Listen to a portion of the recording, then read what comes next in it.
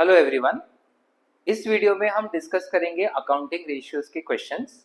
मेरा ये सजेशन है कि पहले आप पूरा वीडियो देख लें और कंसेप्ट को समझ लें, उसके बाद वीडियो को रिप्ले करके आप साथ साथ में सॉल्व कर सकते हैं। तो चलिए शुरू करते हैं अकाउंटिंग रेशियो के क्वेश्चंस।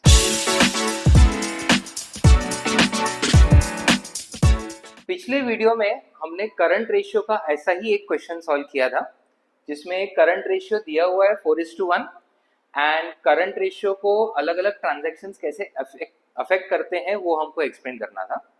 और उसमें मैंने टेक्निक भी समझाया था कि करंट रेशियो में न्यूमरेटर डिनोमिनेटर अगर चेंज हो रहा है तो न्यूमरेटर के साथ डायरेक्ट रिलेशन है, न्यूमरेटर बढ़ने पे रेशियो भी बढ़ जाता है।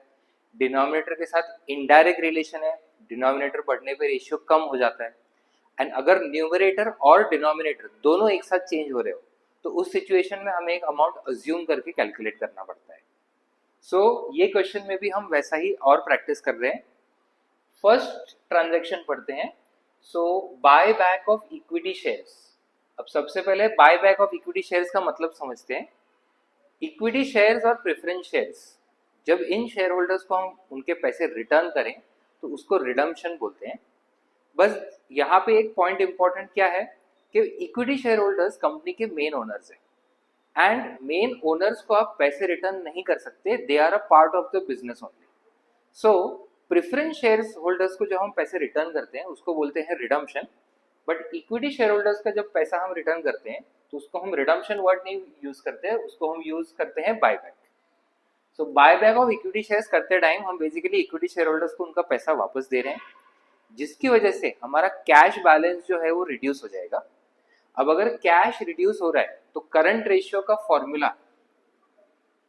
Current asset upon current liability, यहाँ पे करंट एसेट रिड्यूस हो जाएगा एंड न्यूमरेटर अगर डिक्रीज हो रहा है तो ratio will also decrease. Next, issue of debentures for purchase of machinery. So यहाँ पे हम लोग एक मशीनरी परचेज कर रहे हैं और उसके बदले कैश देने की जगह हम परचेज कंसिडरेशन में डिवेंचर्स इशू कर रहे हैं। अब यहाँ पे मशीनरी एक फिक्स्ड एसेट है तो वो करंट एसेट को अफेक्ट नहीं करता एंड डिवेंचर्स एक नॉन करंट लायबिलिटी है, वो भी करंट लायबिलिटी को अफेक्ट नहीं करता। तो न्यूमरेटर डिनोमिनेटर दोनों में कुछ भी चेंजेस नहीं है, तो यहाँ पे रेशियो में हो जाएगा नो चेंज।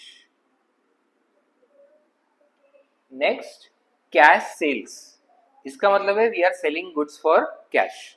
अब जब हम गुड्स सेल करेंगे हमारा स्टॉक जो है ये रिड्यूस हो जाएगा, तो अकॉर्डिंगली करंट एसेट्स जो है वो रिड्यूस हो जाएंगे, बट उसके बदले हमको उतना ही कैश भी मिल रहा है। सो करंट एसेट्स वापस इंक्रीज हो जाएंगे। सो करंट एसेट रिड्यूस होके वापस इंक्रीज हो गए, finally no change in current asset and current liability को तो ये इफेक्ट ही नहीं कर रहा, तो यहाँ पे भी हो जाएगा no change. Next, goods sold at 20% profit.